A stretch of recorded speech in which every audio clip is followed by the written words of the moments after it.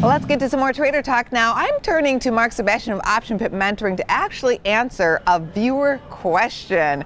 Raymond was wondering about how pro traders go about picking the best stock screeners for their phones, and it's so true. When you guys come on my show, you tend to look down and you're always following your stock. So how do you pick the best one? Well, to start, I've spent 20 years looking at stocks and options, so my brain is a stock screener, and then a lot of times I have desktop stuff that I'm using. I use my brokerage platforms for a lot of it. So most brokerage platforms, if you have an account, actually do offer some individual screening that you can get at right away.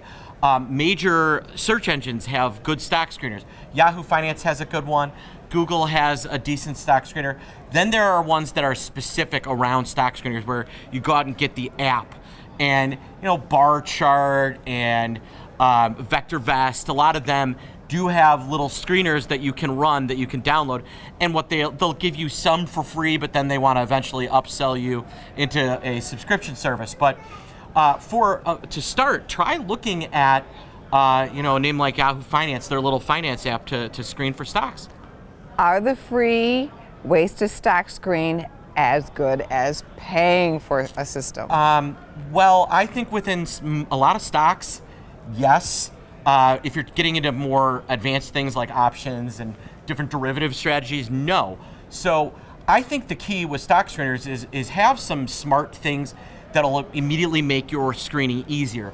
Minimum prices for the stock, minimum market cap, some things like that just eliminate a lot of the noise, and then start adding in the things that you care about as a screener, things like PE ratios and dividend ratios. Worry about that second. First, get kind of that list narrowed down to things that actually make sense, so that you don't have like an 11-cent stock land in your screen. Right. So these do have differences. Then these different screeners have some differentiation.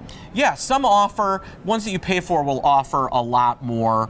A lot more detail. A lot of times, a name like VectorVest, they've got their proprietary stuff they already screen for, so you can actually, really paying for access to their own internal screening to add to what you might do.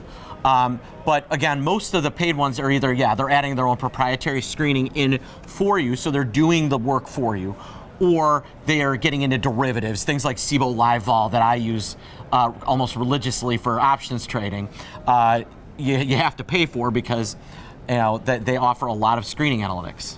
Ultimately, though, and you mentioned this at the top, you have an app stock screener on your phone, but you really do have a computer that has a bigger software system. Correct? Exactly. And again, most brokerage platforms have their own internal screening on them. Schwab, TD, even like Robinhood has some screeners in it, and that offers free trading. So it really comes down to personal preference, too. Correct.